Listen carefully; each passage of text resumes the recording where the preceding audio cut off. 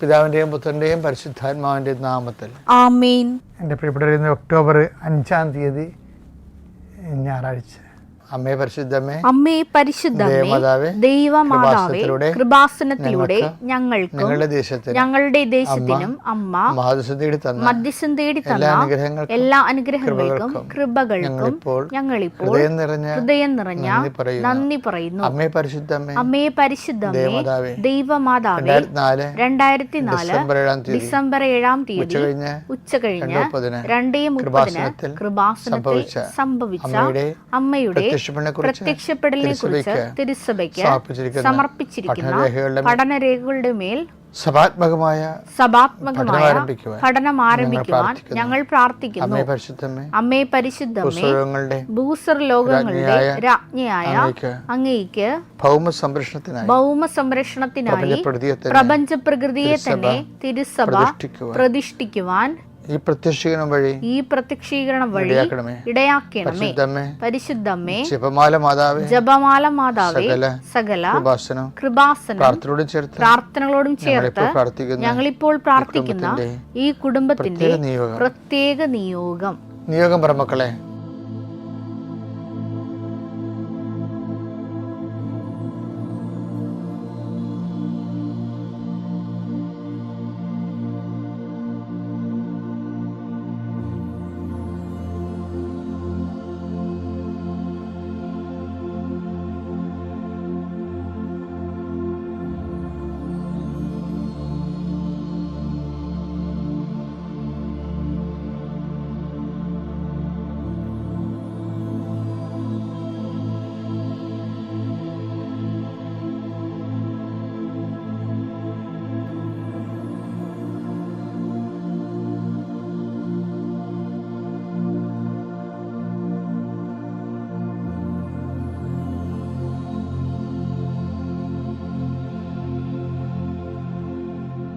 അമ്മയുടെ പ്രത്യക്ഷീകരണത്തിന്റെ ഈ അനുഗ്രഹവേളയിൽ ഞങ്ങൾക്ക് സാധിച്ചു തരുവാൻ കനിയണമേ. ആമേൻ. വിശ്വാസ പ്രമാണം. സർവശക്തനായ പിതാവും ആകാശത്തിന്റെയും ഭൂമിയുടെയും സൃഷ്ടാവുമായ ദൈവത്തിൽ ഞാൻ വിശ്വസിക്കുന്നു. അവിടുത്തെ ഏകപുത്രനും ഞങ്ങളുടെ കർത്താവുമായ ഈശോമിശിഹായിലും ഞാൻ വിശ്വസിക്കുന്നു. ഈ പുത്രൻ പരിശുദ്ധാത്മാവിനാൽ ഗർഭസ്ഥനായി കന്യകാമറിയത്തിൽ നിന്ന് പിറന്ന് പൊന്തിയോസ് പീലാത്തോസിന്റെ കാലത്ത് പീഡകൾ സഹിച്ച് കുരിശിൽ തറയ്ക്കപ്പെട്ട് മരിച്ച് അടക്കപ്പെട്ട് പാതാളങ്ങളിൽ ഇറങ്ങി മരിച്ചവരുടെ ഇടയിൽ നിന്ന് 3-ാം നാൾ ഉയർത്ത് സ്വർഗത്തിലേക്ക് എഴുന്നള്ളി സർവശക്തിയുള്ള പിതാവായ ദൈവത്തിന്റെ വലതുഭാഗത്തിരിക്കുന്നു. അവിടെ നിന്ന് ജീവിക്കുന്നവരെയും മരിച്ചവരെയും വിധിക്കുവാൻ വരുമെന്നും ഞാൻ വിശ്വസിക്കുന്നു. പരിശുദ്ധാത്മാവിലും ഞാൻ വിശ്വസിക്കുന്നു. വിശുദ്ധ കത്തോലിക്കാ സഭയിലും പുണ്യവാന്മാരുടെ ഐക്യത്തിലും പാപങ്ങളുടെ മോചനത്തിലും ശരീരത്തിന്റെ ഉയർപ്പിലും നിത്യമായ ജീവിതത്തിലും ഞാൻ വിശ്വസിക്കുന്നു. ആമേൻ. സ്വർഗ്ഗസ്ഥനായ ഞങ്ങളുടെ പിതാവേ, അങ്ങയുടെ നാമം പൂജിതമാകണമേ. അങ്ങയുടെ രാജ്യം വരണമേ. അങ്ങയുടെ തിരുമനസ് സ്വർഗത്തിലെ പോലെ ഭൂമിയിലും ആകണമേ. അന്നു വേണ്ടുന്ന ആഹാരം ഇന്ന് ഞങ്ങൾക്ക് തരണമേ. ഞങ്ങളോട് തെറ്റ് ചെയ്യുന്നവരോട് ഞങ്ങൾ ക്ഷമിക്കുന്നത് പോലെ ഞങ്ങളുടെ തെറ്റുകൾ ഞങ്ങളോടും ക്ഷമിക്കണമേ. ഞങ്ങളെ പ്രലോഭനത്തിൽ ഉൾപ്പെടുത്തരുതേ, തിന്മയിൽ ഞങ്ങൾ രക്ഷിക്കണമേ. ആമേൻ. നന്മ നിറഞ്ഞ മറിയമേ, സ്വസ്തി. കർത്താവ് അങ്ങയുടെ കൂടെ സ്ത്രീകളിൽ അങ്ങ് അനുഗ്രഹിക്കപ്പെട്ടവളാകുന്നു. അങ്ങയുടെ ഉദരത്തിൻ ഫലമായി ഈശോ അനുഗ്രഹിക്കപ്പെട്ടവനാകുന്നു. പരിശുദ്ധ മറിയമേ, തമ്പുരാന്റെ അമ്മേ, പാപികളായ ഞങ്ങൾക്ക് വേണ്ടി ഇപ്പോഴും ഞങ്ങളുടെ മരണസമയത്തും തമ്പുരാനോട് അപേക്ഷിക്കണമേ. ആമേൻ.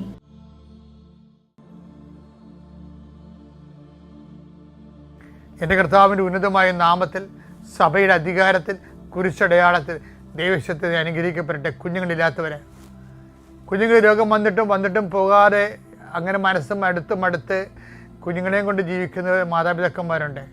എല്ലാ സന്തോഷവും പോയവരുണ്ട്. കുഞ്ഞുങ്ങൾ ജനിച്ചതിൻ്റെ പേരിൽ അവർക്കുണ്ടാകുന്ന മാരകമായ രോഗങ്ങൾ, മാറാത്ത രോഗങ്ങൾ കാരണം ജീവിതം തീർന്നെന്ന് വിചാരിച്ചിട്ട് ആ കുരിശിൽ ചുമന്നുണ്ടാക്കുന്നവരുണ്ട്. ഈശോയെ, അവരെല്ലാം നീ ശക്തിപ്പെടുത്തി പ്രാർത്ഥിക്കുന്നു. ഈശോയെ, നിനക്ക് താങ്ങാനാവാത്ത പ്രലോഭനം ഞാൻ നിനക്ക് നൽകത്തില്ലെന്ന് പറഞ്ഞ പോലെ കർത്താവ്, ഒരു മനുഷ്യനും താങ്ങാനാവാത്ത ദുഃഖം കൊടുത്ത് കർത്താവ് അവർ വീണപാട്ടത്തിന് കിടന്ന് അഴുകിപ്പോകാതിരിക്കാൻ കർത്താവിൻ്റെ നാമത്തിൽ കൽപ്പിക്കുന്നു.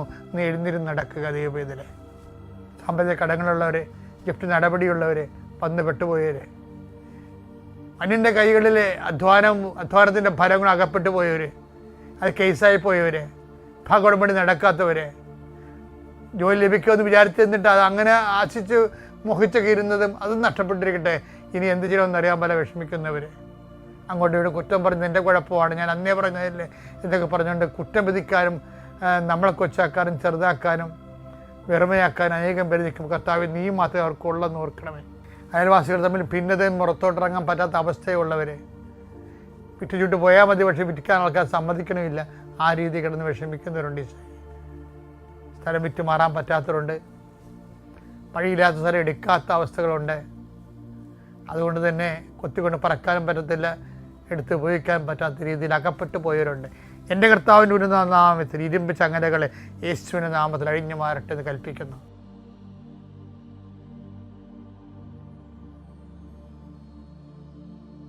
നീ ഒരു ആധ്യാത്മികനാണ്, ദൈവത്തിന് ഇഷ്ടപ്പെട്ട ആളാണെങ്കിൽ ദൈവം കയറി വരുമ്പോഴേ മുമ്പ് തന്നെ സ്റ്റാറ്റസ് ലോയിങ് സംഭവിക്കും.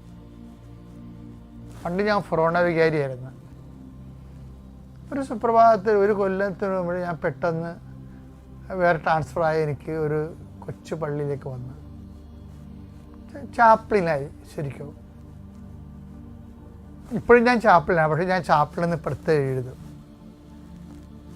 വികാരം എഴുതത്തില്ല, ചാപ്പിളിൻ. ഞാൻ ഒരു ചാപ്പലിലാണ് ഇപ്പോൾ ഉള്ളത്. ഇപ്പം ഞാൻ എൻ്റെ പെരുന്നാൾ നോട്ടീസ് എഴുതിയിട്ടുണ്ട്, ചാപ്പിളിൻ ഫാ ജോസഫ് അലി വീട്ടിൽ. എന്താ കാര്യം? കർത്താവ് എനിക്ക് തന്ന സ്റ്റാറ്റസാണത്, ദൈവം തന്ന സ്റ്റാറ്റസാണ്. ഇത് ആദ്യം ദൈവം എന്നിൽ എനിക്ക് ബുദ്ധിമുട്ടുണ്ടാക്കുന്ന സാഹചര്യത്തിലായി തന്നത്. കാര്യം എന്താ, ഞാൻ ഫൊറോണ വികാരിയായ സമയത്താണ് എന്നെ പെട്ടെന്ന് എനിക്ക് സ്റ്റാറ്റസ് ലോയിങ് ഉണ്ടായത്. പക്ഷെ അന്ന് ഇത്രയും ജ്ഞാനം എനിക്കില്ല. അന്നാണ് എനിക്ക് ജ്ഞാനം ഉണ്ടായിരുന്നെങ്കിൽ ഞാൻ കളിച്ചനും ശരിക്കും. എന്താ കാര്യം, നമ്മളെ ദൈവം ഉയർത്തണം മുമ്പാണല്ലോ ഈ സാധനം തരുന്നത്. പക്ഷേ ദൈവം ഉയർത്താനുള്ള ഉയർത്തി. ഞാൻ ആ പള്ളിയിൽ പോയിരുന്നുണ്ട്, എൻസൈക്ലോപ്പീഡിയ എഴുതി.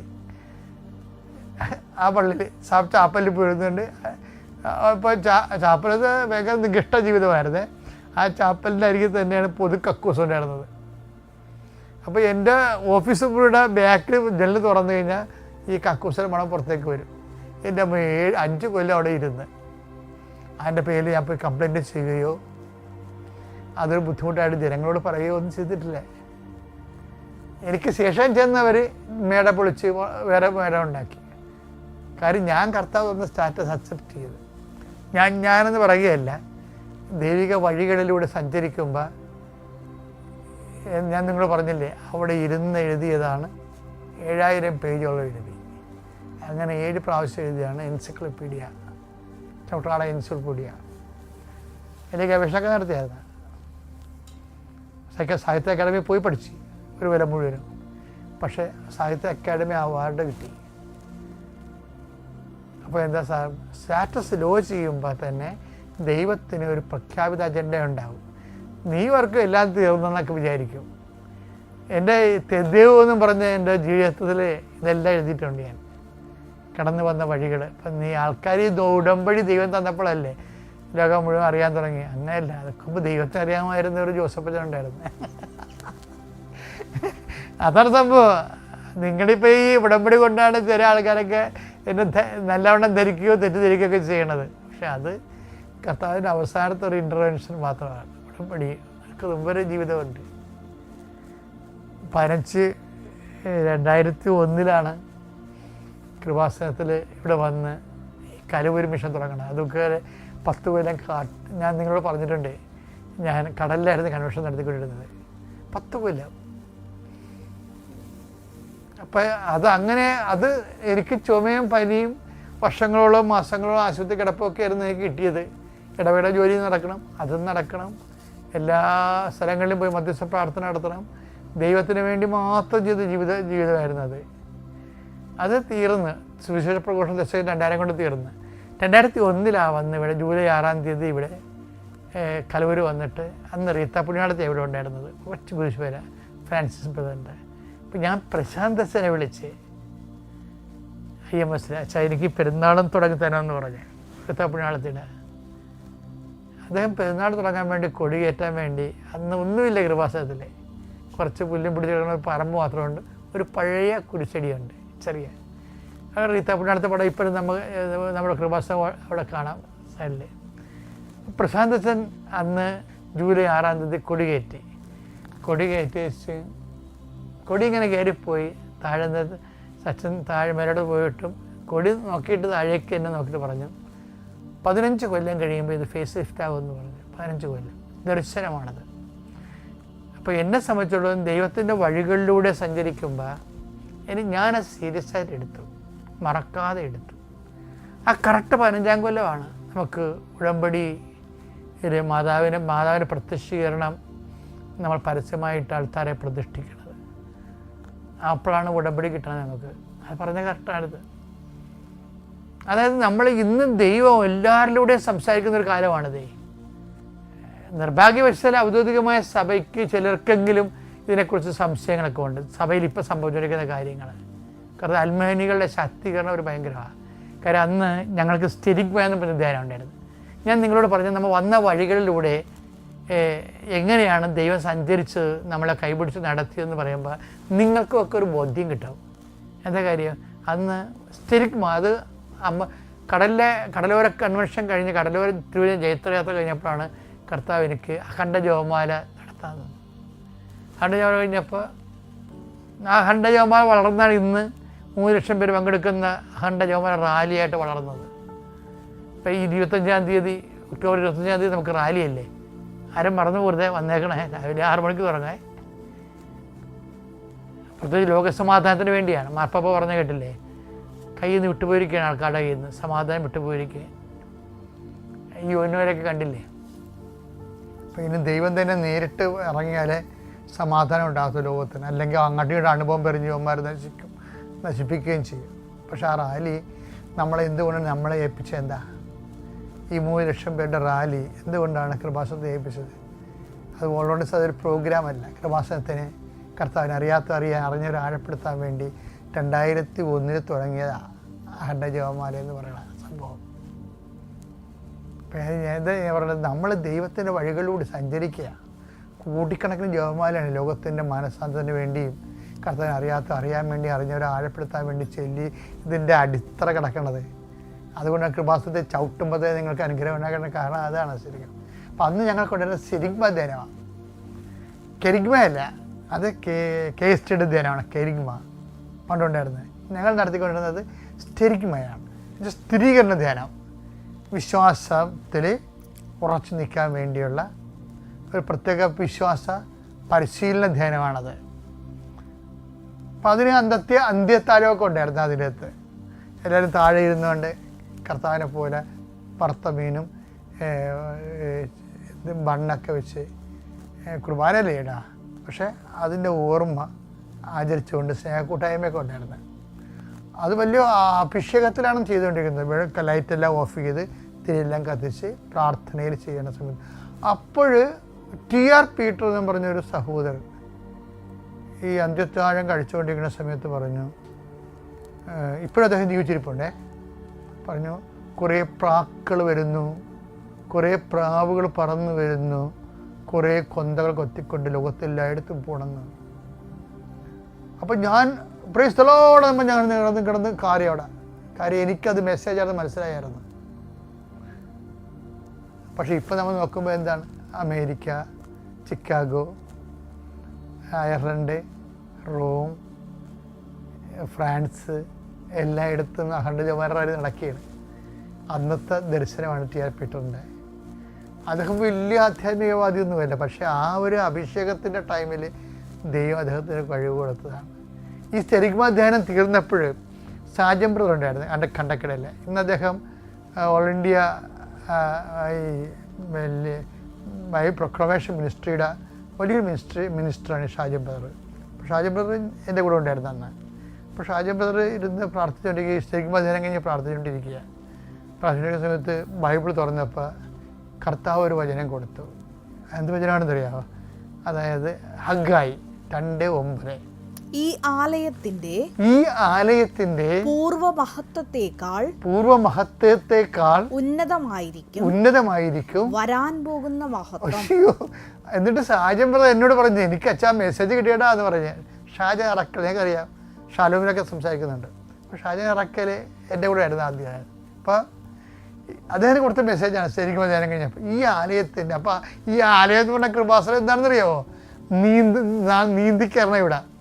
പിന്നെ ഒരു ഈ ചെമ്മി ഷെഡ് പോലെ ഒരു ഷെഡ് ഉണ്ടായിരുന്നു, അതിനകത്ത് കുറേ മെറ്റൽ കിടപ്പുണ്ടായിരുന്നു. ആ മെറ്റലിൽ ആണ് ഇവിടെ നീന്തിക്കറിയാണ് ഞങ്ങൾ അവിടെ ഷാജൻ ബ്രദർ വലിയൊരു ബാനർ, ഈ തന്ന വചനം ഒരു വലിയ ബാനറിൽ കെട്ടും. എന്താണ്? ഈ ആലയത്തിൻ്റെ പൂർവ്വമഹത്വത്തെക്കാൾ വലുതായിരിക്കും വരാൻ പോകുന്ന മഹത്വം എന്ന് എഴുതിയിട്ട് ഈ ബാനർ ആ ഷെഡിൽ മുഴുവൻ ഇങ്ങനെ കെട്ടിത്തൂക്കി വെക്കും. അപ്പോൾ അത് ഒരു കൊല്ലം ഉണ്ടായിരുന്നു അവിടെ. പക്ഷേ ഞാൻ ആ കർത്താവിൻ്റെ പ്രവചനത്തിൽ ഞാൻ വിശ്വസിച്ചു. ഇന്ന് നമ്മൾ നോക്കുമ്പോൾ എന്താ കാണുന്നത്? ശരിയല്ലേ? അന്നത്തെ കൃപാസനം ഇന്നത്തെ കൃപാസനം എന്ന് പറയുമ്പോൾ എന്താ? ഈ ആലയത്തിൻ്റെ പൂർവ്വമഹത്വത്തെക്കാൾ വലുതായിരിക്കും വരാൻ പോകുന്ന മഹത്വം. അത് തന്നെയാണല്ലോ വിജയകുമാറിലൂടെയും പറഞ്ഞത്. ഞങ്ങൾ കെട്ടിപ്പൂട്ടി ഇറങ്ങുമ്പോഴാണല്ലോ 2010 പറയണത്. എന്താ പറയണത്? എഗ്രിമെൻ്റ് എന്ന് അമ്മ പറയണമെന്ന് പറയും. അൽമേനികളിലൂടെ ദൈവം വെളിപ്പെടുത്തിയ ദർശനങ്ങളിലൂടെയാണ് കൃപാസനം വളർന്നു വന്നത്. ഇന്ന് ദർശനം എന്നൊക്കെ പറയുമ്പോൾ ചില ആൾക്കാർ അതിനെക്കുറിച്ചൊരു വിവരമില്ലാത്തവരിങ്ങനെ ആക്ഷേപത്തിൽ സംസാരിക്കുമ്പോൾ നമുക്ക് സഹതാപം തോന്നും. സഹതാപം തോന്നും. എന്ത് ചെയ്യാൻ? അവർക്ക് ദൈവാനുഗ്രഹം കൊടുത്തില്ല. പക്ഷെ നമ്മൾ ഓർക്കണം, അതായത് സൂക്ഷ്മ കാര്യങ്ങൾ പോലും ഞാൻ വിശ്വസിക്കുമായിരുന്നു. കാര്യം അത് വിശ്വസിക്കുമ്പോൾ നമുക്ക് അഭിഷേകം കിട്ടിയാൽ നമുക്കത് കർത്താവിന് സംസാരിക്കണമെന്ന് മനസ്സിലാകും. ആ അഭിഷേകം കിട്ടിയില്ലെന്നുണ്ടെങ്കിൽ നമുക്ക് ആ ഓപ്പണിനൊക്കെ താക്കോലില്ലെങ്കിൽ നമ്മളതിനെ അവർക്ക് ആക്ഷേപിക്കും. നമ്മൾ അതൊക്കെ എളിമയുടെ കുഴപ്പമാണ്. അത് ശരിക്കും ഇത് എളിമപ്പെട്ടാൽ മതി. മറ്റുള്ളവരിലൂടെയും കർത്താവ് പ്രവർത്തിക്കും എന്നുള്ളത് മനസ്സിലാകണമെന്നുണ്ടെങ്കിൽ നമുക്ക് കുറച്ചുകൂടി നമ്മുടെ സ്റ്റാറ്റസ് ലോ ചെയ്യണം. വേറെ പ്രശ്നമൊന്നുമില്ല.